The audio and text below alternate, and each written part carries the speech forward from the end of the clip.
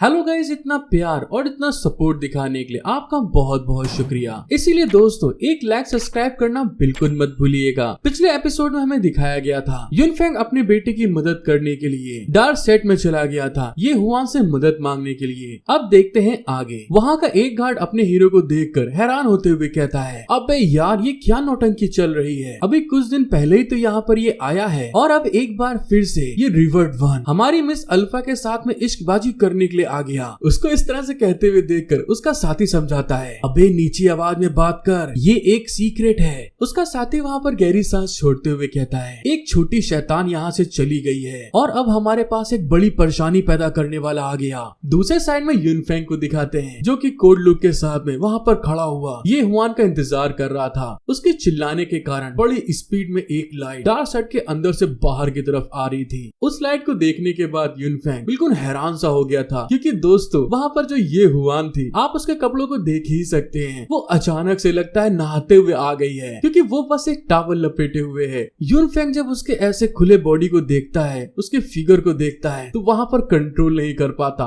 उसकी नाक से अचानक से खून निकलना स्टार्ट हो गया था। लेकिन अपना हीरो एक असली लौंडा है, जिस कारण से कि अपनी आंखों को बंद करते हुए चिल्ला के कहता है, अरे ये तुम कैसे आ गई हो, तुम इस तरह के कपड़े क्यों पहने हुए हो, और तो और नीचे के लोग तुम्हें देख रहे हैं। ये हुआन वहाँ पे हंसते हुए बताती है, मैं नहा रही थी जब तुमने अचानक से मुझे बुलाया तो मैं जल्दी से इसी कपड़ों में यहाँ पर चली आई। दूसरे साइड में युनफेंग वहाँ पे हल्की हल्की निगाहों से उसकी बॉडी को ताड़ रहा था, जिस चीज के कारण ये हुआन वहाँ पे हंसते हुए सीधे उसके क्लोज आकर फ्लर्ट करते हुए कहती है, वैसे पिछली बार मिले हुए हमें कुछ ही दिन हुए हैं और तुम फिर से अचानक मुझे क्यों बुला रहे हो। इस तरह के कपड़ों में उसको इतना क्लोज आते हुए देखकर युनफेंग वहाँ पे घबरा सा गया था, पीछे हटने लगता है और तभी अचानक से उसके हाथों को पकड़ के उसके डार्क सेट के अंदर ले जाते हुए चिल्ला के कहता है, चलो जल्दी करो, अंदर जाओ, पहले सबसे पहले तुम अपने कपड़े बदल लो, फिर हम लोग बात करेंगे। फिर हमारा सीन शिफ्ट होता है और हमें उसके कमरे को दिखाते हैं, जहाँ पर ये हुआन उस टॉवल को उतार कर दोस्तों न्यू ड्रेस पहनने जा रही थी। दूसरे साइड में उसकी परछाई को देखकर युनफेंग वहाँ पर बहुत ज्यादा ब्लश कर रहा था और साथ ही साथ दोस्तों घबरा भी रहा था।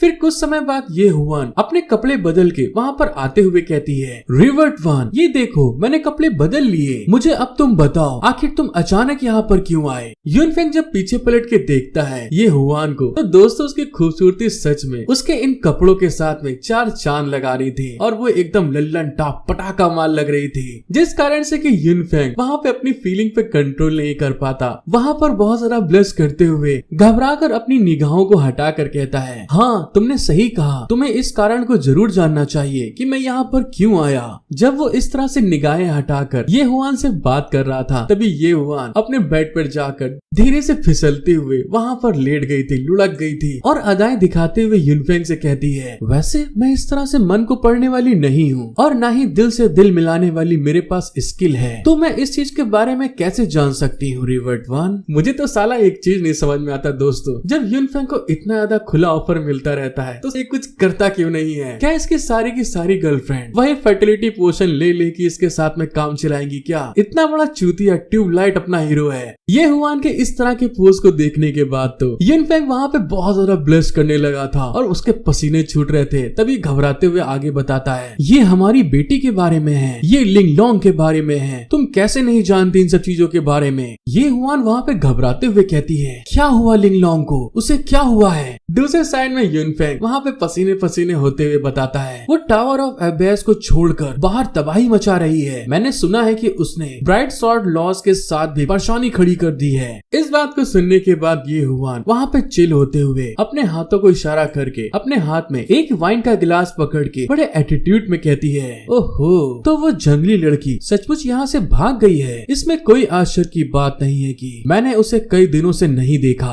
अपनी बेटी के बारे में इस बात को सुन के युनफेंग का मुंह तो वहाँ पे फटा का फटा रह गया था और वो चिल्ला के कहता है, अरे आखिर ये तुम क्या बोल रही हो, क्या तुमको उसके बारे में टेंशन नहीं होती है। ब्राइट स्वॉर्ड लॉस उससे निपटने के लिए लोगों की तलाश कर रही है। जहाँ पर एक बाप होते हुए युनफेंग बुरी तरह वहाँ घबरा रहा था। दूसरे साइड में ये हुआन बिल्कुल चिल होते हुए कहती है, क्या तुमको लिंगलोंग या ब्राइट स्वॉर्ड लॉस के बारे में टेंशन हो रही है। ये हुआन को इतना शांत देखकर युनफेंग चिल्लाते हुए कहता है, हाँ बिल्कुल टेंशन हो रही है लिंगलोंग के बारे में। ब्राइट स्वॉर्ड लॉस ने पहले ही ताओ सेट को मदद के लिए बोल दिया है और तो और और कियान फेंजियो ने पहले ही किसी को पहाड़ के नीचे भेज दिया है। जब युनफेंग बहुत सारा टेंशन ले रहा था, दूसरे साइड में दोस्तों जो ये हुआन थी बड़े मजे से वहाँ पर अपने वाइन की चुस्कियां ले रही थी और युनफेंग की तरफ देखकर हंसते हुए कहती है, ओहो ताओ सेट ने किसे भेजा है? अगर वो वाकई में कमाल का नहीं है तो शायद वो लिंगलोंग के खिलाफ बड़ी मुसीबत में फंस सकते हैं। इस तरह का मेरा अनुमान है, क्योंकि मेरी लौंडिया बहुत शातिर है। जब उसने तुम्हारे पेट में खंजर भोंकने से पहले सोचा नहीं तो उनका क्या होगा तुम खुद ही सोच लो। मैं सच में कियान फेंजियो के उस तरह के एक्सप्रेशन को देखने के लिए बहुत ज्यादा उत्सुक हूँ जब उसके लोगों की मेरी लड़की के साथ में मुलाकात होती है। ये हुआन के इस तरह की बात सुनकर युनफेंग के और ज्यादा पसीने छूट रहे थे और वो धीरे से फुसफुसाते हुए कहता है, अबे यार अब मैं तुम्हें कैसे समझाऊं, उसने हमारे बेटे को भेजा है। इस बात को सुनने के बाद तो ये हुआन वहाँ पे अपनी हंसी को रोकने की कोशिश करती है लेकिन रोक नहीं पाती और वहाँ पर जोर जोर से हंसते हुए कहती है ये तो सचमुच बहुत मजेदार है। उसको इस तरह से मौज उड़ाते हुए देखकर युनफेंग बहुत जरा गुस्सा के कहता है, अरे तुम हंसना बंद करो। अगर वो दोनों सच में एक दूसरे से लड़ेंगे तो किसी को भी चोट लगना अच्छी बात नहीं होगी। लेकिन तभी ये हुआन एकदम शांत होते हुए कहती है, ओहो क्या कियान फेंग कल्टीवेशन करने में बेकार नहीं है? कियान फेंजियो ने उसे पहाड़ के नीचे भेजने की हिम्मत कैसे की? युनफेंग वहाँ पर अपने आप को शांत करने के लिए गहरी सांस छोड़ते हुए कहता है, उसका कारण भी मैं हूँ। फिर वो सारी की सारी बात वहाँ पर बताना शुरू करता है, ब्ला ब्ला ब्ला ब्ला ब्ला ब्ला ब्ला ब्ला ब्ला ब्ला ब्ला ब्ला। जितनी भी वहाँ पर उसने कियान फेंग की मदद करी थी वो सब वहाँ पर बता देता है। ये हुआन उसकी इस बात को सुन के वहाँ पे एकदम शांत हो गई थी। उसको समझ में नहीं आता अब मैं क्या करूँ। और फिर हमें कुछ समय बाद दिखाते हैं। ये हुआन वहाँ पर हंसते हुए कहती है, तुमने एक बाप होने के तौर पे इतना पावरफुल इंसान होने के बावजूद तुम्हारा बेटा इतना ज्यादा बेकार भाग्य लेके कैसे पैदा हुआ? उसको इतना हंसते हुए देख के युनफेंग वहाँ पे टेंशनाइट होते हुए कहता है, अरे यार क्या तुम हंसना बंद कर सकती हो? लेकिन अब उसके पास में एक सॉलिड फाउंडेशन है और वो युआन यिंग स्टेज पर मौजूद लोगों के खिलाफ लड़ सकता है। क्या तुमको चिंता नहीं है कि तुम्हारी बेटी को चोट लग सकती है? युनफेंग को इतना टेंशनाइट देखकर जो ये हुआन थी धीरे धीरे चलते हुए उसके पास आती है और आने के साथ में दोस्तों उसके दिल को शांति प्रदान करने के लिए उसकी गोदी पर बैठ गई थी। तोफू कबूल करें। फिर वहाँ पर उसके साथ फ्लर्ट करते हुए कहती है, तुम पूरी दुनिया में एक ऐसे इंसान हो जिसे कोई नहीं हरा सकता और मेरे जैसी एक एक्स्ट्रा ऑर्डिनरी औरत भी आपके प्रोटेक्शन में बहुत अच्छी तरह से रह रही है। मैं तुमको बता दूं हमारी बेटी की योग्यता और समझदारी मेरी तुलना से भी परे है। और इस बात को कहते हुए वो युनफेंग के साथ में फ्लर्ट करते हुए आगे कहती है, उसने उन चालाक और इतना रहा सूझबूझ के साथ चलने वाले लोगों को भी टावर एबिस में पूरी तरह से निराश करके छोड़ दिया है। कियान फेंजियो के बेटे का पहला ओपोनेंट लिंगलोंग होगी और शायद ऐसा भी हो सकता है कि उसको बहुत बड़ी हार का सामना करना पड़े।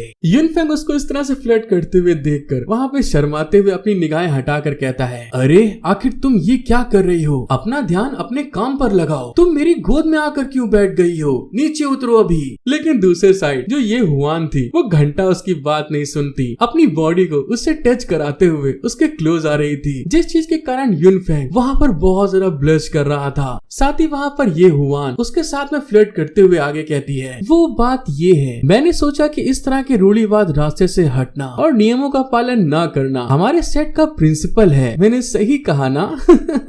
युनफेंग जब ये हुआन को अपनी लाइन क्रॉस करते हुए देखता है उसके माथे के ऊपर फिंगर रखकर अपनी स्किल को एक्टिवेट करते हुए कहता है, ट्रांसलोकेशन। और ऐसा होने के साथ में दोस्तों ये हुआन जो अपने हीरो की गोद में बैठी हुई थी वो दोबारा से उसी बेड के ऊपर जाकर टेलीपोर्ट हो जाती है। इस तरह से अपने आप से अलग करते हुए देखकर ये हुआन वहाँ पे गुस्साते हुए कहती है, तुम कमीने बेवकूफ इंसान, तुम तो सचमुच एक औरत के दिल के बारे में कुछ नहीं समझते हो। क्या मेरे फ्लर्ट करने के बाद में भी तुम इस चीज को नहीं समझ पाए कि मैं तुमसे क्या चाहती हूँ? दूसरे साइड में अपना ट्यूबलाइट और कठोर लौंडा उस जगह से खड़े होते हुए कहता है, बेहतर होगा कि तुम मेरे साथ में चलो। ये हुआन वहाँ पे शॉक्ड होते हुए कहती है, लेकिन किस लिए चलूं? तभी वहाँ पर अपना हीरो बहुत सीरियस लुक बनाते हुए कहता है, अपनी बेटी को वापस लाने के लिए अगर वे एक दूसरे को चोट पहुँचाते हैं तो ये अच्छा नहीं है। सबसे अच्छा उपाय ये है कि उनकी आपस में मुलाकात ना होने दें। लेकिन दूसरे साइड में तो ये हुआन वहाँ पर फूली हुई बैठी थी क्योंकि वो जिस चीज को चाहती थी अपने हीरो युनफेंग से उसने उसे नहीं दी, जिस कारण से गुस्साते हुए कहती है, मैं नहीं जाऊंगी। मेरे सेट की शिक्षा का एक पार्ट ये है कि बच्चों को उनके हाल पर छोड़ देना चाहिए। अब तो दोस्तों इस बात को सुनने के बाद यूनफैंग वहाँ पर बहुत ज्यादा गुस्से में अपनी स्किल को एक्टिवेट करते हुए ये हुआन से कहता है, बस अब तुम बहुत ज्यादा कर चुकी हो, अपनी घटिया हरकतें करना बंद करो, ये तुम्हारी उम्र की औरतों के लिए ठीक नहीं है। इसके अलावा मैं यहाँ पर बातचीत करने नहीं आया हूँ, तुम्हें मेरे साथ चलना होगा।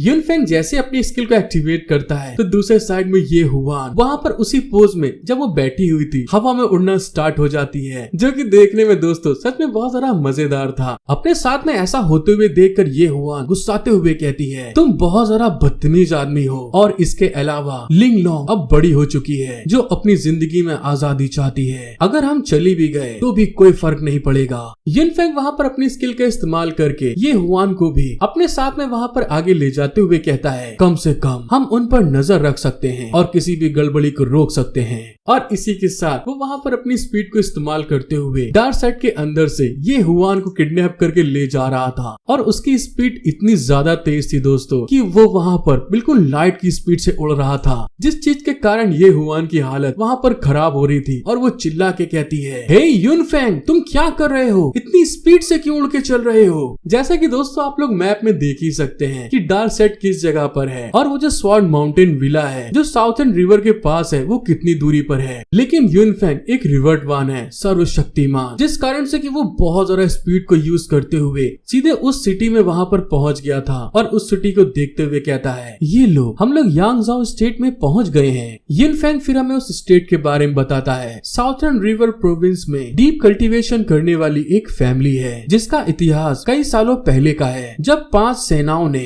एक बहुत ज्यादा कीमती मोती के लिए कंपटीशन किया था। वे लोग हमेशा से ही लड़ने के लिए अड़े रहे और बाहरी रूप से उन लोगों ने किसी भी तरह का कोई कदम नहीं उठाया। उनके चाहने वालों ने भी अभी तक कोई कदम नहीं उठाया है, लेकिन उन्होंने ताओ सेक्ट जैसे दूसरे सेक्ट से मदद मांगी, जो एक शक पैदा करने वाली बात है। इस बात को बताने के बाद वो ये हुआन की तरफ देखते हुए कहता है, क्या कर रही हो, जल्दी चलो। जब ये हुआन की तरफ देखता है दोस्तों, इतनी ज्यादा स्पीड में उड़ के आने के कारण ये हुआन की हाल एकदम बेहाल हो चुके थे। वो वहाँ पर एक मस्त सेक्सी पोज बनाकर खड़ी हुई थी, क्योंकि दोस्तों इतनी तेज उड़ के आया था वो, उसके सारे के सारे कपड़े फट गए थे। फिर से ये हुआन के इतने हॉट बॉडी फिगर को देखने के बाद में यूनफैंग के नाक से खून निकल आया था। यूनफैंग वहाँ पे चिल्लाते हुए कहता है, अरे रुक जाओ, तुम्हारे कपड़ों को अचानक क्या हो गया है, ये हर जगह से फट क्यों गए हैं। ये हुआन वहाँ पे खूब मस्त पोज बनाते हुए अपने हीरो को लुक दिखाते हुए कहती है, इस बात को तो तुम्हें खुद से पूछना चाहिए, तुम इतना तेज उड़े, मेरी ड्रेस तुम्हारी हवा के प्रेशर को पूरी तरह से झेल नहीं सकी। और इस मौके का फायदा उठाते हुए ये हुआन उसके हाथों को अपने बलों से चिपकाते हुए कहती है, क्योंकि हम पहले से ही बाहर निकल चुके हैं तो चलो तुम मुझे कपड़े क्यों नहीं दिलाते। यांगजाओ स्टेट के कपड़े अपने डिजाइन के लिए बहुत फेमस हैं, चलो जल्दी चलो मुझे कपड़े दिलाओ चल के।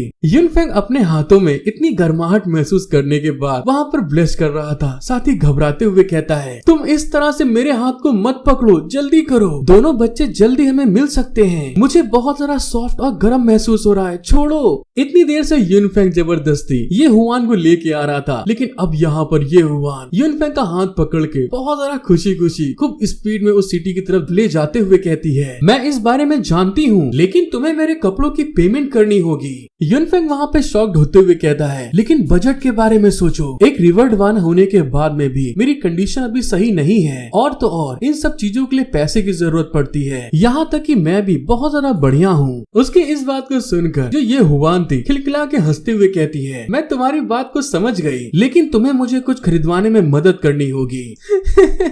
तुम इतने अनरोमांटिक इंसान हो, इसमें कोई आश्चर्य की बात नहीं है कि तुम अभी भी सिंगल क्यों हो। सिंगल वाली बात सुनकर यूनफैंग वहाँ पे घबराते हुए कहता है, मैं लड़ाइयों में फंसा रहता हूँ, डिवाइन लैंड को एकजुट करने के बाद मुझे देश को फिर से सही सिचुएशन में लाने के लिए ध्यान केंद्रित करना है, मेरे पास किसी के साथ डेटिंग करने का समय नहीं है। फिर हमारा सीन शिफ्ट होता है और हमको क्लाउड वीव बुटीक शॉप दिखाई जाती है, जिस चीज के बारे में ये हुआन ने अपने हीरो को बताई थी। वहाँ पर बहुत अच्छे डिजाइन की ड्रेस मिलती है। उसी शॉप में एक जगह पर अपना हीरो चेंजिंग रूम के बाहर खड़े होकर घबराते हुए कहता है, क्या तुमने अब तक अपनी ड्रेस को चुन लिया है कि तुमको कौन सी ड्रेस लेनी है? तुम इस बारे में मत भूलो कि हम यहाँ पर आए क्यों हैं। ये हुआन वहाँ पर ड्रेस पहन के बाहर की तरफ आते हुए कहती है, एक औरतों को अपने कपड़े चुनने में कुछ समय लगता है, इस ड्रेस के बारे में तुम्हारा क्या कहना है? युनफैंग पीछे की तरफ पलटते हुए कहता है, अरे कोई भी ड्रेस चलेगी, अगर तुम्हारा काम हो गया हो तो चलो चलते हैं। लेकिन दोस्तों जब वो ड्रेस पहन के आती है तो पहले से ज्यादा हॉट एंड सेक्सी लग रही थी, और ये ड्रेस तो दोस्तों उसकी खूबसूरती के ऊपर 4 चांद लगा देती है। और मैं खुद इस ड्रेस के ऊपर दोस्तों फिदा हो गया हूँ। अभी तक की ड्रेसअप में मुझे सबसे अच्छी ड्रेस लगी है। ये हुआन के इस ड्रेसअप के साथ उसके फिगर को देखने के बाद तो युनफैंग वहाँ पे फ्रीज हो गया था, कुछ कह ही नहीं पाता।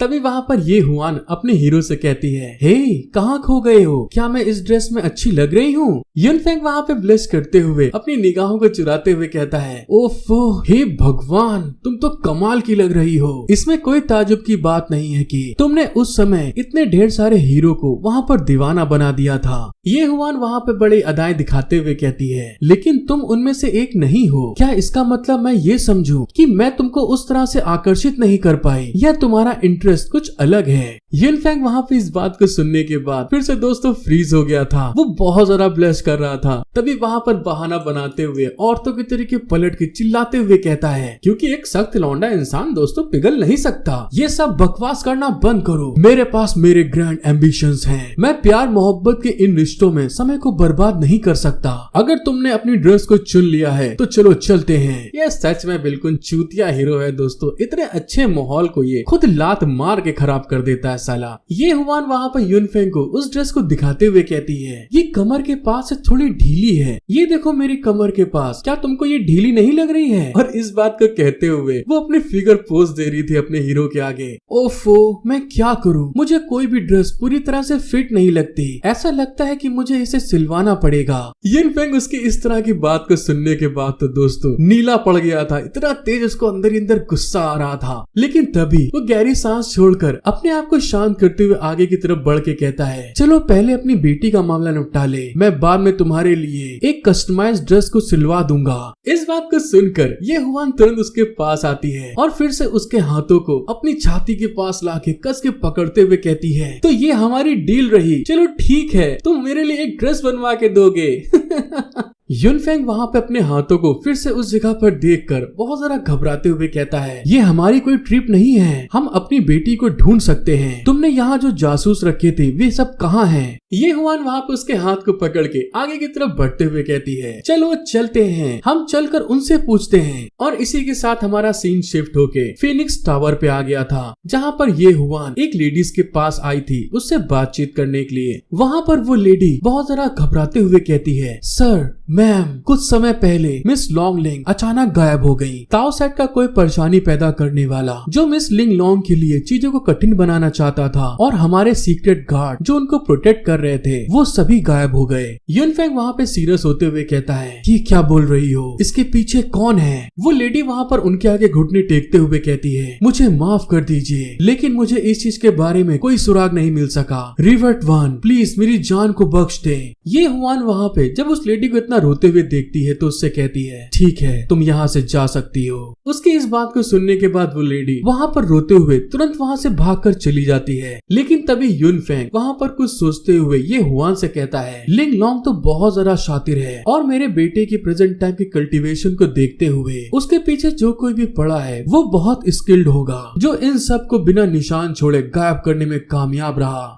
ये हुआन तुम इतनी शांत क्यों दिख रही हो? ये हुआन वहाँ पे अपने हीरो के साथ फ्लर्ट करते हुए कहती है, मुझे किस बात की चिंता करनी चाहिए? सबसे पहली बात, मुझे अपनी बेटी पर भरोसा है, वो ऐसी नहीं है जो किसी और के जाल में फंस जाए। शायद उसने जानबूझकर किसी खास मतलब से अपने ओपोनेंट को उसे पकड़ने की परमिशन दी। और दूसरी बात, जब मेरे साथ में ना हारने वाले रिवर्ट वन मौजूद हैं, तो कुछ लोगों को ढूंढना तो बस एक आसान काम है। मैंने सही कहा ना? इस बात को सुनने के बाद युनफैंग की दिमाग की बत्ती जलती है और वहाँ पे वो घबराते हुए शॉक्ड होके कहता है, हाँ मुझे अब समझ में आ गया है। अरे हाँ यार, मैं अभी अभी एक बाप बना हूँ, तो मुझे इस चीज की आदत नहीं है। मैं इतना घबराया हुआ था कि मैं लगभग अपने कंट्रोल को खो बैठा था। ये सच है कि चिंता करने से इंसान उलझन में पड़ जाता है। उसकी ऐसे इस तरह की घबराहट को देखकर ये हुआन वहाँ पे खिलखिला के हंस रही थी। और तभी युनफैंग बिल्कुल सीरियस होते हुए कहता है, चलो ठीक है, मैं अब उनकी तलाश करना शुरू करता हूँ। और इसी के साथ वो अपनी स्किल को एक्टिवेट करते हुए कहता है, activate the sixth sense, know the entire real. Yunfeng ने जैसे उस स्किल को एक्टिवेट करा था तभी उसके चारों तरफ एक ब्लू कलर का प्रोटेक्शन बैरियर सा बनना स्टार्ट हो गया था, जो कि दोस्तों धीरे धीरे फैलते फैलते इतना ज्यादा बड़ा हो जाता है कि पूरे के पूरे जिस स्टेट के अंदर वो लोग आए थे वो पूरे स्टेट के ऊपर छा गया था, उसको कवर कर लेता है। मतलब बोले तो साउथर्न रिवर प्रोविंस में, जैसा कि आप देख ही सकते हैं वो कितना ज्यादा बड़ा बैरियर है।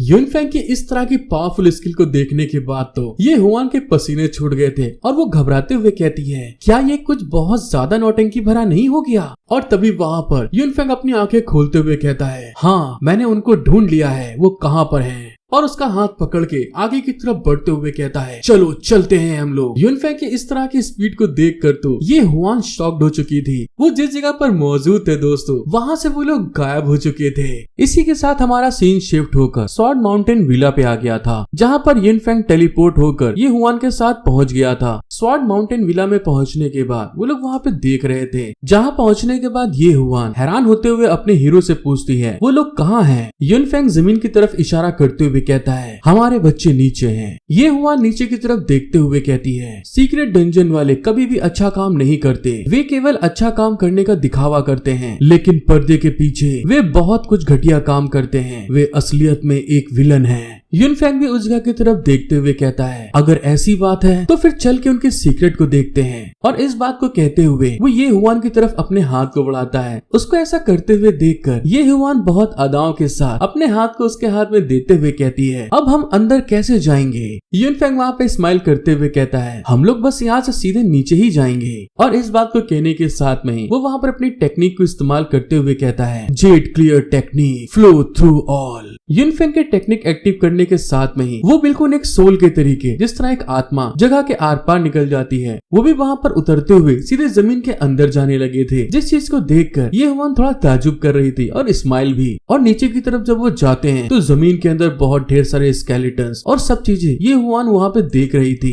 साथ ही हैरान होते हुए अपने हीरो से कहती है, ये जमीन के अंदर से भागने की टेक्निक नहीं है, ये कौन सी अजीब टेक्निक है? उसकी इस बात को सुन के युनफेंग उसे बताता है, जब से मैं जेट क्लियर रिल में आया हूँ, दुनिया को देखने के बारे में मेरी पूरी सोच बदल गई है। ऐसा लगता है कि सब कुछ ठोस है, लेकिन सच तो ये है सब कुछ खाली है, जिसमें हमारा शरीर भी शामिल है। ये सब जानने के लिए मैंने एक्सपेरिमेंट शुरू किया और अचानक से मुझे ये नई टेक्निक मिल गई। ये टेक्निक मुझे हर चीज के आर पार देखने की परमिशन देती है, जिस तरह से एक पानी छन्नी से होकर गुजरता है। ये हुआन वहाँ पे खुश होते हुए कहती है, ये टेक्निक तो सचमुच बहुत मजेदार है। ये 500 साल पहले की आखिरी सभ्यता के ढूंढी गई रिसर्च से जुड़ी हुई है। युनफेंग वहाँ पर हंसते हुए कहता है, हाँ जब से मैं तुमसे मिला हूँ तुम पुरानी सभ्यताओं के सुराग को उजागर करने में लगी हुई हो। ये हुआन वहाँ पे इस बात को सुनकर मुंह बनाते हुए कहती है, 500 साल पहले वॉर खत्म होने के बाद बहुत सारी जानकारी मिट गई, लेकिन अभी भी कुछ पुरानी सभ्यताओं के अवशेष मौजूद हैं। उन पुराने अवशेष के पास टेक्सचर थे जो हमारी दुनिया के सच्चे नेचर के बारे में बताया करती थी। उन्होंने न्यूक्लियर नामक इन छोटी चीजों की खोज की जिनसे सब कुछ बना हुआ है, और आइटम का 99% हिस्सा खाली जगह पर है। ये लगभग वैसा ही है जैसा तुमने कहा। ये हुआन की इस सारी बात को सुनकर युनफेंग वहाँ पे हैरान होते हुए कहता है, ये तो बहुत बढ़िया है। एक बार जब हम बच्चों के पास वापस आ जाएंगे तो तुमको मुझे अपनी रिसर्च के बारे में पूरी तरह से खुलकर बताना होगा। ये हुआन भी अपनी तारीफ सुनकर वहाँ पर खुश होकर कहती है, हाँ बिल्कुल। और इस बात को बोलते हुए वो लोग एक जगह को पार करके वहाँ से नीचे की तरफ आते हैं। और उस जगह पर पहुँचने के बाद जब वो सामने की तरफ देखते हैं तो वहाँ पर उसका बेटा और बेटी दोनों के दोनों जंजीरों से बंधे हुए थे। तभी वहाँ पर कियान फेंग लिंग लॉन्ग से कहता है, अरे यार क्या तुम इसे एक शानदार प्लान कहती हो? अब हम इस बेकार से डंजन में फंस गए हैं और जो कोई भी हमें नुकसान पहुँचाना चाहता है उसकी दया पर टिके हुए हैं। उसकी इस बात को सुन के लिंग लॉन्ग वहाँ पे मुस्कुराते हुए कहती है, अगर कोई छोटी चुड़ैल के बारे में लगातार बात नहीं कर रहा होता तो फिर हम इनके हाथों नहीं पकड़े गए होते।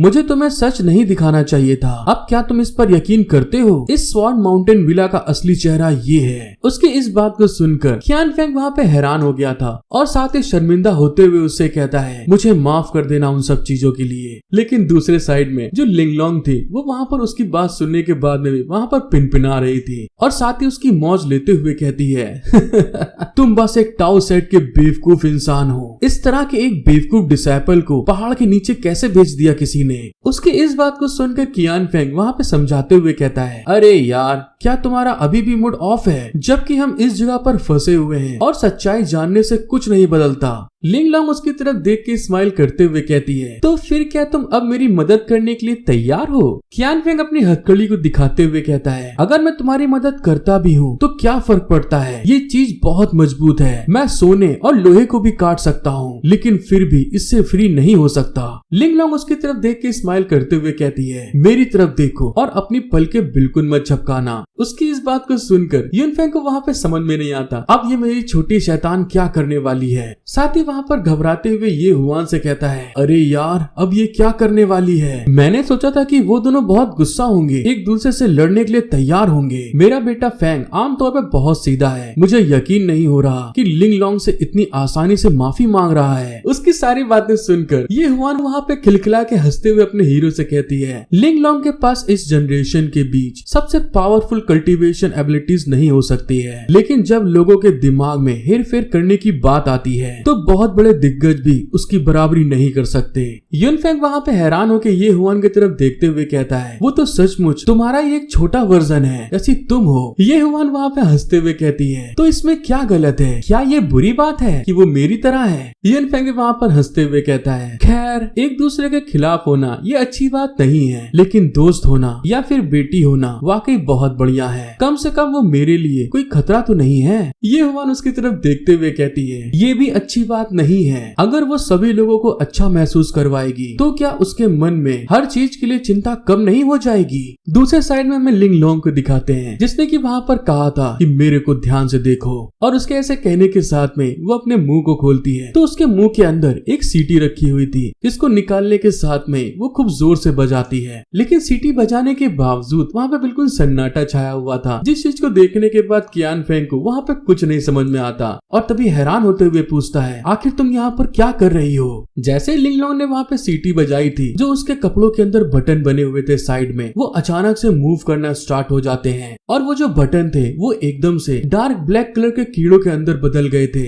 और वो कीड़े चलते हुए जो उसकी हथकड़ियां थी उस तरफ आगे बढ़ रहे थे और वहाँ पर पहुँचने के साथ में ही उसके हाथ और पैरों की हथकड़ी को वहाँ पे काटना स्टार्ट कर दिया था, जिस चीज को देखकर कियान फेंग वहाँ पे हैरान होते हुए कहता है, आखिर ये क्या चीज है? कियान फेंग वहाँ पे अपने जंजीरों को कटवाते हुए हंसते हुए कहती है, ये गोल्डन डिवोरिंग वर्म है। मैंने इन इमोर्टल वर्म्स को बहुत छोटे थे तभी चुराया था। इमोर्टल वर्म्स का नाम सुनकर कियान फेंग वहाँ पे हैरान होते हुए कहता है, क्या कहा? इमोर्टल वर्म्स के बच्चे? ये तो जगहों में परेशानी पैदा करने वाले एक बहुत बड़ा विलन है और तुम उसके साथ में कैसे जुड़ी? जब वो इस बारे में बोल ही रहा था उतनी देर में उन इमोर्टल वर्म्स के बच्चों ने मतलब कीड़ों ने लिंग लॉन्ग की जंजीर को वहाँ पर काट डाला था। लिंग लॉन्ग वहाँ पे अपने हाथ को झाड़ते हुए कहती है, तो ये देखो मेरी जंजीर टूट गई। और इस चीज को देखकर कियान फेंग वहाँ पे हैरान हो गया था और तभी अचानक से जो इमोर्टल कीड़े थे वहाँ पर दोबारा से उसके कपड़ों पे जाकर बटन के रूप में बंध गए थे, जिस चीज को होते हुए देखकर कियान फेंग वहाँ पे हैरान हो रहा था। और दूसरे साइड में जो लिंग लॉन्ग थी उसको बहुत सारा छेड़ते हुए अपने बट के ऊपर पैट करते हुए कहती है, तो मुझे बताओ आखिर ये तुम्हें कैसे लग रहे हैं? मेरी कमर तुम्हें अट्रैक्टिव लग रही है कि नहीं? लिंग लॉन्ग की इस तरह की हरकत को देखकर कियान फेंग वहाँ पे झिझकते हुए चिल्ला के कहता है, मेरा ऐसा कोई इरादा नहीं था, मैं तो बस उन कीड़ों को देख रहा था। कियान फेंग वहाँ पे स्माइल करते हुए कहती है, खैर अगर तुमने उस जगह पर देखा है तो तुम्हें एक्सेप्ट करना चाहिए। तुम सारे राइटियस पाथ पे चलने वाले लोग बहुत ज्यादा अजीब होते हो, हमेशा बस दिखावा और पाखंडी बने रहते हो। लिंग लॉन्ग की बात सुनकर कियान फेंग वहाँ पे ब्लश करते हुए शर्मिंदा होकर कहता है, प्लीज मुझे माफ कर दो, मेरा ऐसा कोई इरादा नहीं था। इतने सीधे इंसान को देख कर तो लिंग लॉन्ग वहाँ पे बहुत खिलखिला के हंसने लगी थी क्योंकि वो इस तरह से शर्मिंदा हो रहा था। फिर वहाँ पे लिंग लॉन्ग उस जगह पर गोल गोल घूमते हुए कहती है, तुम सच में बहुत अजीब हो, मुझे सिर्फ देखने से मेरा कुछ नहीं बिगड़ेगा, तो इसीलिए मुझे तुम अच्छे से देख लो।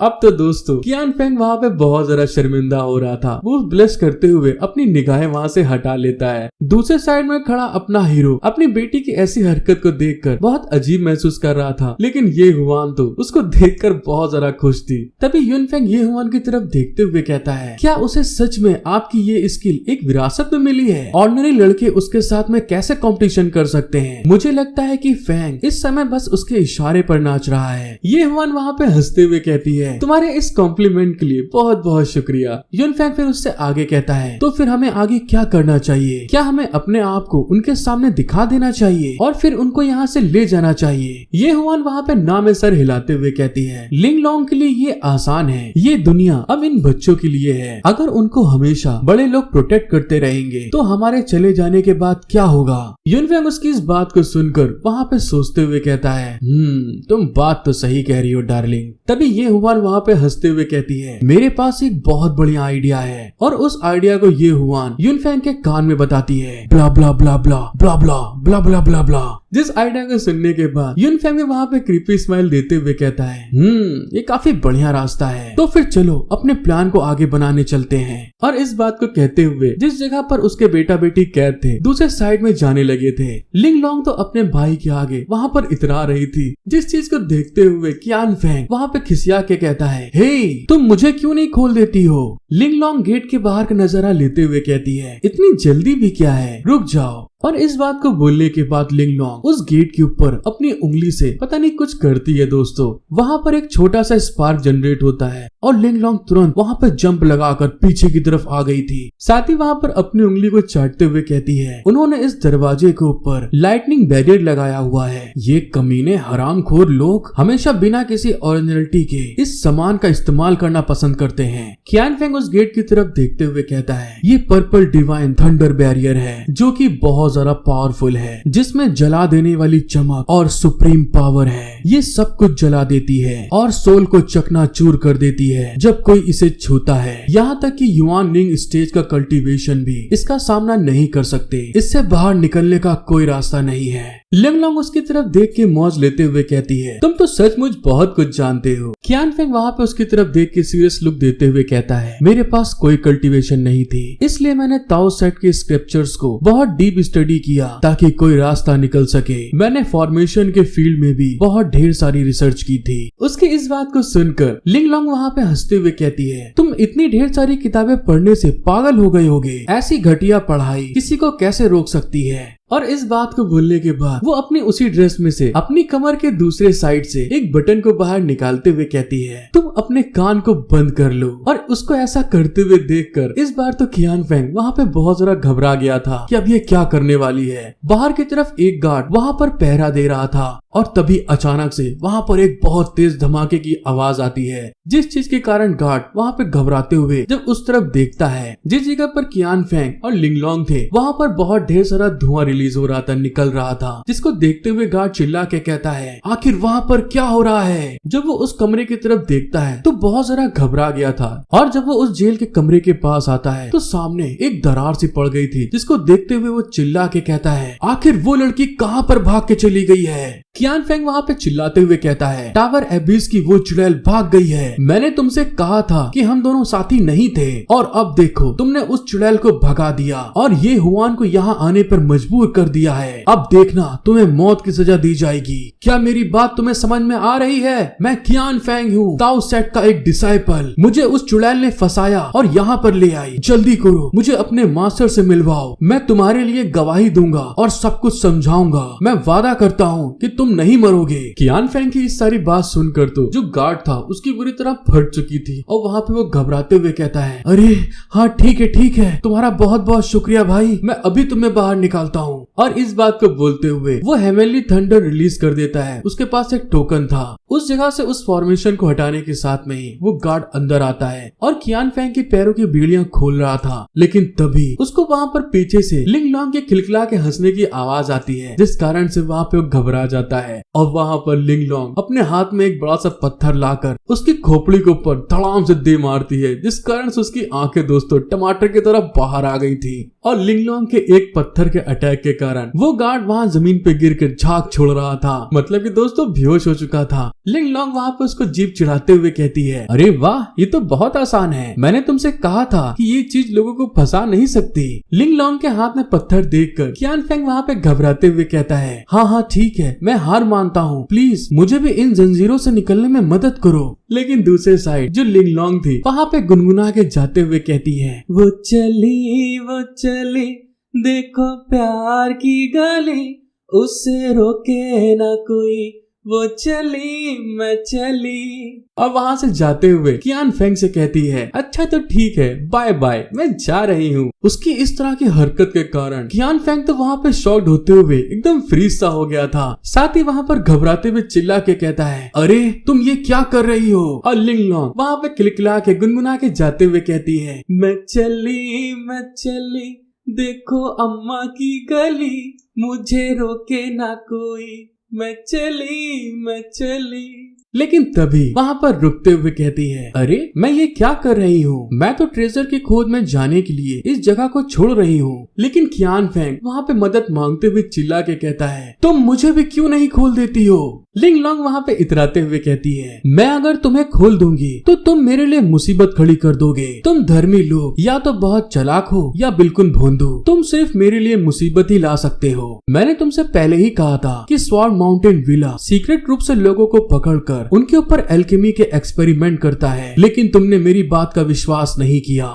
कियान फेंग बेचारा फिर से अफसोस करते हुए कहता है, हाँ ठीक है, मुझे माफ कर दो, मुझसे गलती हो गई। तभी वहाँ पर लिंग लॉन्ग उसकी मौज लेते हुए कहती है, बात चूतिए, तुम एक भोले भाले इंसान तो हो ही और नौसिखिए भी हो जो अभी अभी इस दुनिया में आया है। कियान फेंग वहाँ पे अफसोस करते हुए कहता है, मैं बहुत भोला था, मैंने कभी नहीं सोचा था कि स्वॉर्ड माउंटेन विला जो कि खुद में ही एक बहुत सम्मानित सेक्ट है इतना नीचे गिर जाएगा। लिंग लॉन्ग उसकी तरफ देखकर क्रीपी स्माइल देते हुए कहती है, जब तक तुम मेरी बात मानने और मेरी बात सुनने का वादा करोगे मैं तुम्हें जाने दूंगी, ये हमारी डील है। कियान फेंग को समझ में नहीं आ रहा था कि वो कहाँ फंस रहा है और तभी वहाँ पे वो शपथ खाते हुए कहता है, जब तक ये मार्शल दुनिया के लॉ का उल्लंघन नहीं करता मैं तुम्हारी लीडरशिप के अंदर तुम्हारी बात को मानूंगा। उसको ऐसा कहते हुए देखकर लिंग लॉन्ग वहाँ पे हैरान होकर देख रही थी और साथ ही वहाँ पर बुरी तरह जोर जोर से खिलखिला के हंसना स्टार्ट कर देती है। कियान फेंग वहाँ पे उसके ऐसा करते हुए देखकर शॉक्ड होते हुए कहता है, तुम हंस किस पर रही हो? लेकिन तभी लिंग लॉन्ग वहाँ पे कठोर लौंडिया बनते हुए कहती है, इससे तुम्हारा कोई मतलब नहीं है, अगर तुम इस तरह से परेशान करते रहे तो मैं तुम्हें यहाँ छोड़ दूंगी। उसकी इस बात को सुनकर कियान फेंग वहाँ पे घबराते हुए अपने मुंह को बंद कर लेता है और तभी लिंग लॉन्ग कियान फेंग के पास आकर उसको बैठ के घूर रही थी। फिर वहाँ पे दोस्तों जिस तरह से एक पेट होता है आपका पालतू जानवर, उसी तरह से कियान फेंग को भी दोस्तों उसके सर को सहलाते हुए कहती है, तुम एक अच्छे लड़के हो, बिल्कुल तुम्हें इसी तरह से मेरे साथ व्यवहार करना चाहिए। दोस्तों अब तक तो आप समझ ही गए होंगे ये हुआन की लौंडिया सच में कितनी ज्यादा कमीनी है। लिंग लॉन्ग को इतना पास देखकर कियान फेंग बहुत जरा शर्माने लगा था। ब्लेस करते हुए कहता है, नहीं इतने मेरे करीब मत आओ तुम। लेकिन दूसरे साइड में जो लिंग लॉन्ग थी उसको तो एकदम कुत्ते के तरीके ट्रीट कर रही थी, उसके सर को सहला रही थी, जिसको देखकर कियान फेंग गुस्साते हुए कहता है, मेरे सर से अपने हाथ को हटाओ तुम।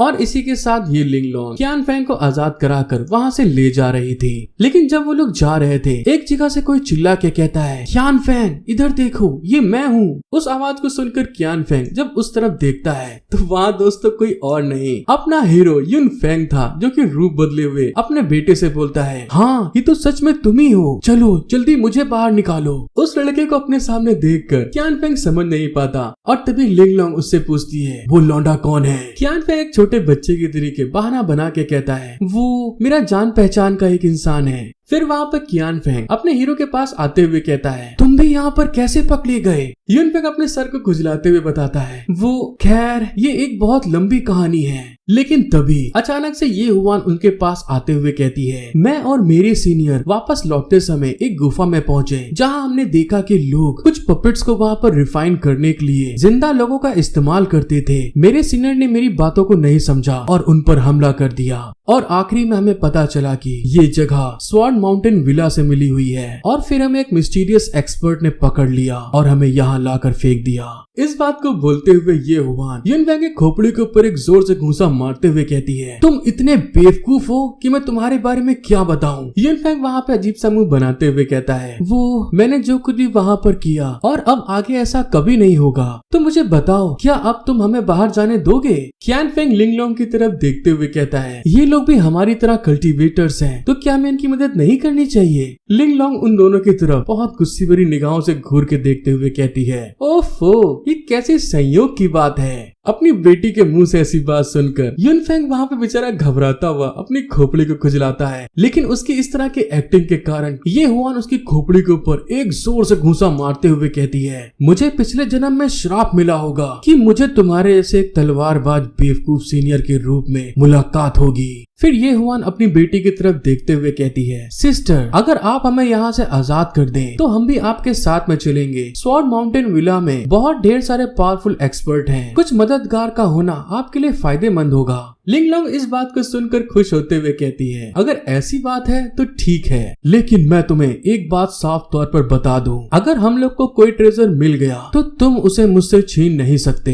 ये हुआन उसकी बात को एग्री करते हुए कहती है, हाँ ठीक है, हम ऐसा नहीं करेंगे। और इसी के साथ उन चारों की टोली दोस्तों चलते हुए आगे की तरफ बढ़ रही थी। और तभी एक जगह पर पहुंचने के बाद लिंगलोंग पीछे की तरफ देखते हुए कहती है, एक मिनट लिए रुक जाओ, मुझे अपना बैग लेना है। इस बात को बोलते हुए बड़ी स्पीड में वो भाग कर जाती है और एक दीवार पर जो उसका बैग टंगा हुआ था उस बैग को लेते हुए कहती है, हाँ ठीक है, मेरा बैग मुझे मिल गया, चलो चलते हैं आगे। दोस्तों मुझे एक चीज नहीं समझ में आ रही यार, सब बेचारे जूता चप्पल पहने हुए हैं, बेचारे लिंगलोंग को पैदल क्यों टहला रहे हैं इन लोग, क्या पद यात्रा पर लेकर आए हैं। जब वो लोग आगे की तरफ बढ़ रहे थे, सामने की तरफ देखते हैं तो वहाँ पर एक बड़ा गेट लगा हुआ था और तभी लिंगलोंग qianfeng के कांधे के ऊपर हाथ रखते हुए कहती है, हे जाओ और आगे जाकर देखो कोई खतरा तो नहीं है। सीधे भागता हुआ आगे की तरफ जा रहा था। qianfeng को इतनी तेज भाग के जाते हुए देखकर वो सभी लोग देख रहे थे और तभी लिंगलोंग पीछे की तरफ पलटती है। उसको वहाँ पर रुके हुए देखकर यूनफेंग उससे कहता है, क्या हुआ, तुम आगे क्यों नहीं चल रही हो। लिंगलोंग पीछे की तरफ देखकर क्रीपी स्माइल देते हुए कहती है, मॉम डैड आप लोग यहाँ पर क्या कर रहे हो। इस तरह से उसको कहते हुए देखकर वो दोनों के दोनों वहाँ पर शॉक्ड हो गए थे, उसके पसीने छूट रहे थे। और तभी यूनफेंग वहाँ पर बहाना बनाते हुए कहता है, नहीं नहीं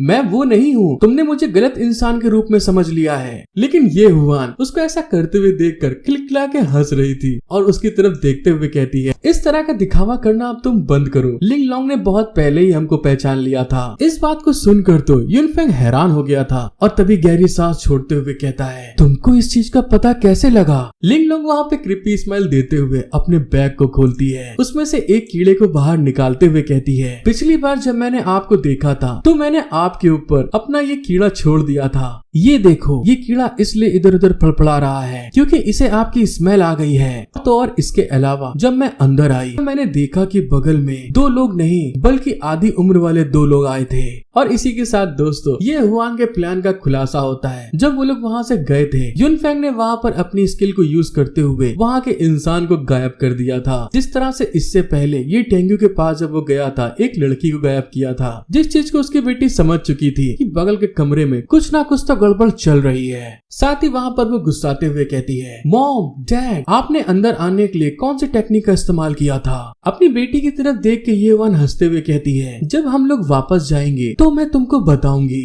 अपनी मॉम के इस बात को सुन के लिंगलोंग वहाँ पे अजीब सा मुंह बनाते हुए कहती है, क्या आप मुझे यहाँ पर वापस ले जाने के लिए आई हैं या सिर्फ घूमने और मौज मस्ती करने के लिए आई हो। यूनफेंग वहाँ पे हैरान होते हुए कहता है, क्या कहा, मौज मस्ती करने के लिए ऐसी खतरनाक जगह पर हम आएंगे, क्या तुम जानती भी हो कि ये कितनी जोखिम से भरी हुई है। उसको ऐसा कहते हुए देखकर लिंगलोंग घूर के देखती है, लेकिन तभी जो ये हुआन थी अपने आप को रिलैक्स करते हुए उससे कहती है, टावर ऑफ एबिस में उसकी उम्र के कोई भी दोस्त नहीं है, इसलिए वो हमेशा कुछ रोमांचक और दिलचस्प चीज करके अपना मनोरंजन करती है। ऐसा नहीं है कि उसे खेलना बहुत पसंद है, लेकिन अगर उसे व्यस्त रखने के लिए कुछ नहीं मिलता तो उसे पता ही नहीं होता कि वो अपने समय में क्या करे। जिस बात को सुनकर लिंगलोंग भी वहाँ पर अपने मुंह को फुला लिया था। अपनी बेटी की इस तरह की प्रॉब्लम को समझते हुए यूनफेंग वहाँ पर उसके पास आता है। साथ ही ये हुआन से टेलीपैथी से बात करते हुए कहता है, ये हुआन क्या तुम उसे बचपन में फ्रीडम देती थी। कोई उसकी उम्र के दोस्त ना होने के कारण वो सचमुच बहुत अकेली हो गई। इस बात को महसूस करते हुए उसके सर को हाथ से सहलाते हुए कहता है, अगर ऐसी बात है तो ठीक है, मैं यहाँ आपका साथ देने और आपके साथ मौज मस्ती करने के लिए हूँ। इस बात को सुनने के बाद लिंगलोंग बहुत ज्यादा खुश हो गई थी। वहाँ पर यूनफेंग के हाथ को पकड़कर एक्साइटेड होते हुए कहती है, पापा ये तो बहुत बढ़िया है, लेकिन इस चीज के बारे में उस लड़के को मत बताना जिसको मैं अपना खिलौना बना के खेल रही हूँ। क्या आप उसे जानते हैं। यूनफेंग बेचारा इस बात को सुनकर उसके पसीने आ गए थे और घबराते हुए ये हुआन से कहता है, ओफो फैंग तो पूरी तरह से उसके कंट्रोल में है, कौन जानता है कि यह उसके लिए अच्छा है या बुरा। लेकिन तभी युनफेंग उसको समझाते हुए कहता है वो तुम्हारा दोस्त नहीं है, तुम एक अच्छे दोस्त बन सकते हो, मेरी बात समझी।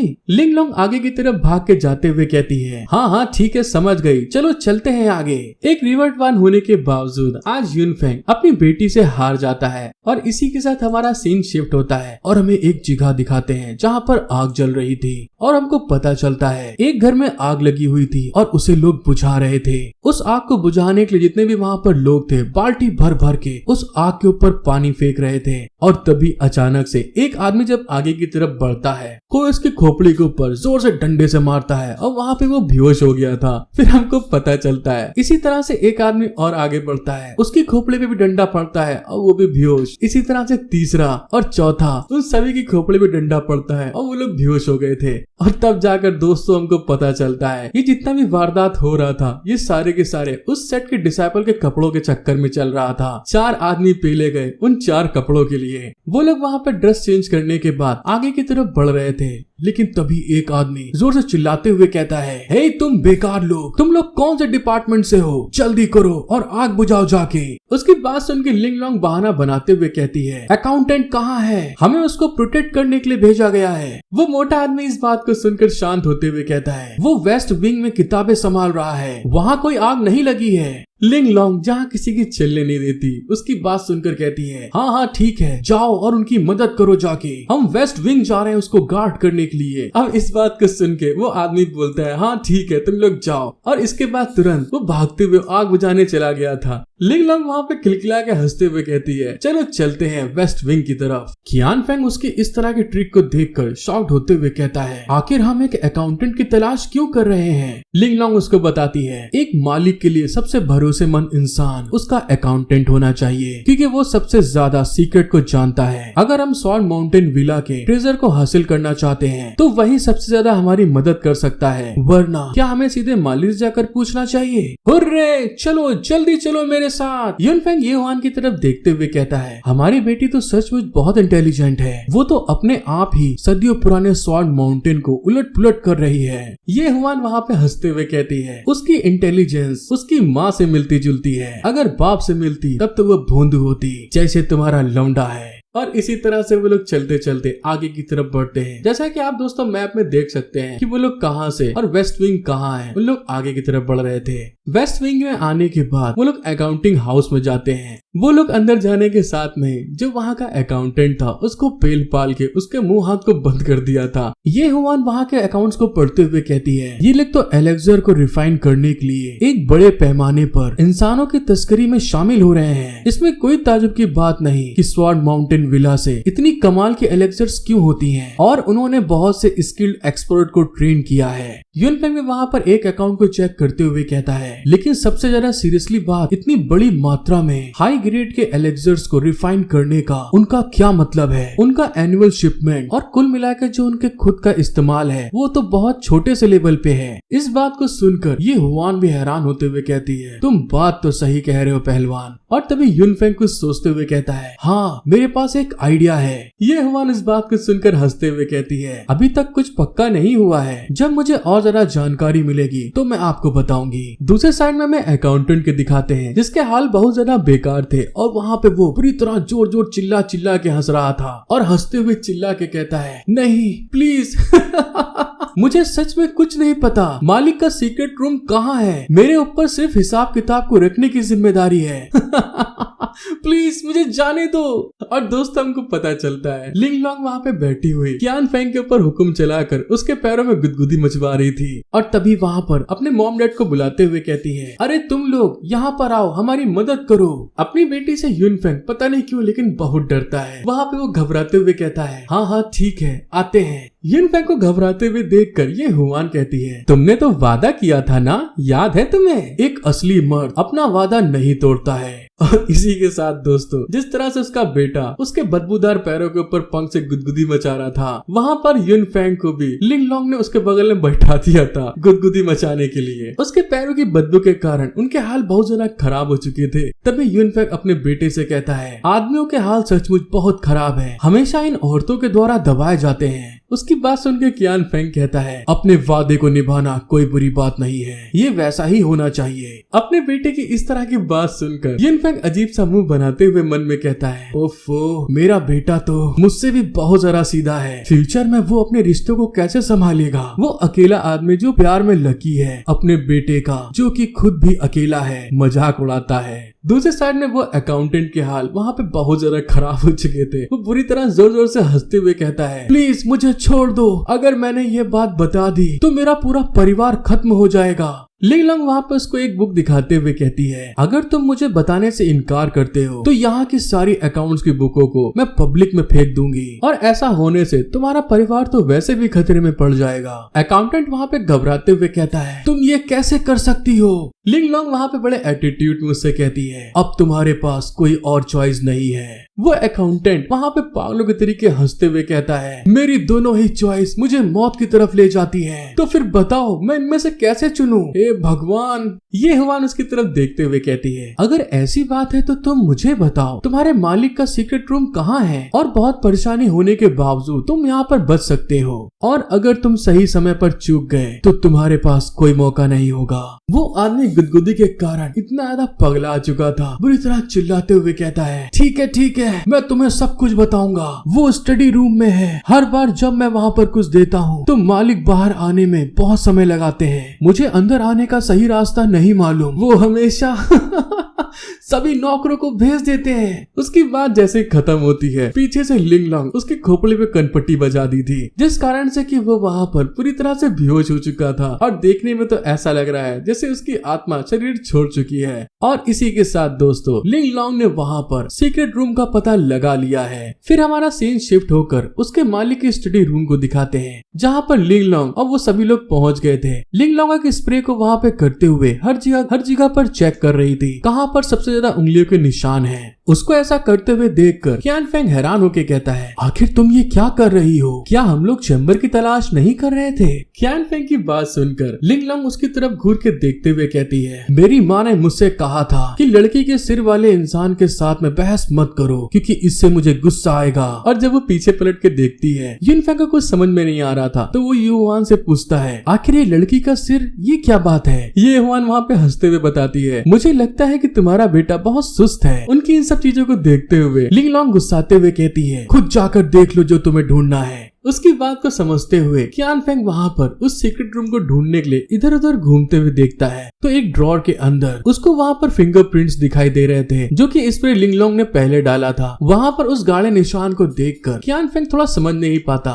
लेकिन उसी बीच लिंग लॉन्ग एक पेंटिंग के पास आगे की तरफ बढ़ती है, तो उस पेंटिंग के ऊपर कुछ ज्यादा ही उंगलियों के निशान लगे हुए थे। लिंग लॉन्ग का ऐसा करते हुए देखकर युन फेंग ये हुआन से पूछता है, आखिर हमारी बेटी के पास और कितनी ट्रिक्स हैं? और इसी तरह से कुछ देर के अंदर उसने वहाँ पर उस सीक्रेट रूम को ढूंढ लिया था। जब वो लोग वहाँ पे आगे की तरफ बढ़ते हैं, तो स्वार्ड माउंटेन विला के उस जगह पर एक सीक्रेट रास्ता बना हुआ था, और वहाँ पर आगे बढ़ने के साथ में आखिरी में उस जगह पर एक बहुत अजीबोगरीब लॉक लगा हुआ था। और वो लॉक देखने में दोस्तों कुछ समझ में नहीं आता। उस लॉक को देखकर लिंग लॉन्ग हैरान होते हुए कहती है, ये तो एक जुआनजी लॉक है। जुआनजी लॉक का नाम सुन के कियान फेंग बताता है, मैंने ताओ सेट के स्क्रिप्चर्स को जब स्टडी किया था, और उनके मैकेनिज्म में लू बॉन लॉक, जुआनजी लॉक और हिडन पोएम की शामिल है, जिनकी ऑरिजिन यिन सील की है। और तो और वे लगातार बदलते रहते हैं। अगर हम उन्हें बिना किसी उनकी की के ताकत से खोलते हैं, तो ये अंदर छिपी हुई सारी फॉर्मेशन को एक्टिवेट कर देगा। ये इम्पोर्टेंट सीक्रेट चैम्बर हमारी जेल के बैगनी डिवाइन थंडर बैरियर से अलग है। हमारे पास इस बात का जानने का कोई तरीका नहीं है कि इसके अंदर कौन सी पावरफुल फॉर्मेशन छिपी है। हमें क्या करना चाहिए? उन लोगों की इस प्रॉब्लम को समझते हुए युन फेंग वहाँ पर अपनी स्किल को एक्टिवेट करते हुए कहता है, फ्लॉलेस विजन। और उसके ऐसा करने के साथ में ही उस लॉक के अंदर जितने भी फॉर्मेशन लगे हुए थे, वो सारे के सारे उसको वहाँ पर दिखने लगते हैं। और देखते हुए पता चलता है उसके अंदर टोटल मिला के 4 फॉर्मेशन लगे हुए थे।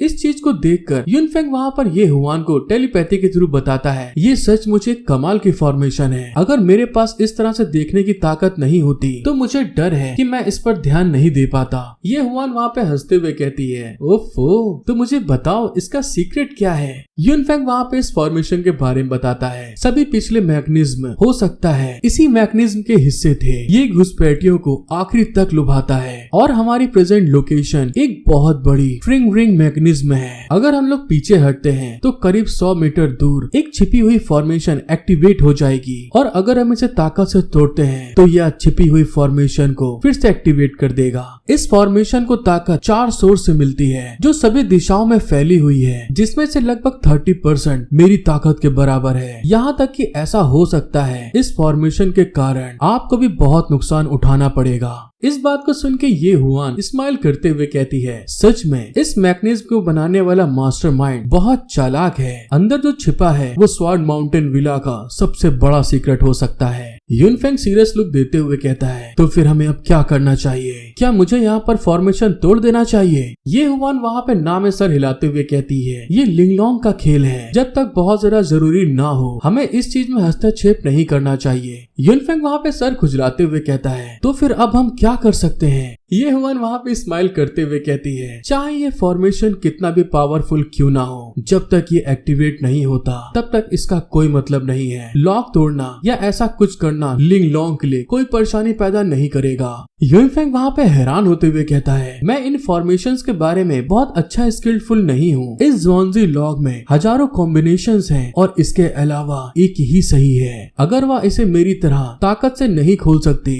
तो इसे खोलने का कोई तरीका नहीं है। जब वो लोग इस सब चीजों के बारे में बात कर रहे थे तभी लिंगलोंग अपने वही हुतिया बैग के अंदर हाथ डालती है और उसको ऐसा करते हुए देखकर कियान फेंग हैरान होकर कहता है, अब तुम क्या करने जा रही हो? लिंगलोंग एक पर्पल कलर की लिक्विड को बाहर निकालते हुए कहती है, बस तुम देखो और अपनी नाक को तुरंत बंद कर लो। और इस बात को बोलते हुए वो वहाँ पर उस शीशी को खोलती है और उसके अंदर से बहुत सारा बदबूदार महक आ रही थी, जिस कारण से कि कियान फेंग अपनी नाक को बंद करते हुए कहता है, अबे यार ये क्या बकवास चीज है। उस शीशी से निकलने वाली महक को देखकर यूनफेंग हैरान होते हुए कहता है, ये तो। और जब वो ऐसा बोलने ही वाला था उतनी ही देर में लिंगलोंग ने वहाँ पर जो लॉक लगा था फॉर्मेशन वाला उसके ऊपर वो सारा का सारा लिक्विड डालने लगी थी और उसके ऐसा करने के साथ में ही जो ऊपर का मैकेनिज्म था उस लॉक का वो पूरा का पूरा दोस्तों वहाँ पर गलना स्टार्ट हो जाता है। उसके इस तरह के पॉइजन को देखकर यूनफेंग हैरान होते हुए चिल्ला के कहता है, ये तो क्रिएशन पॉइजन है मिस्ट्रेस का।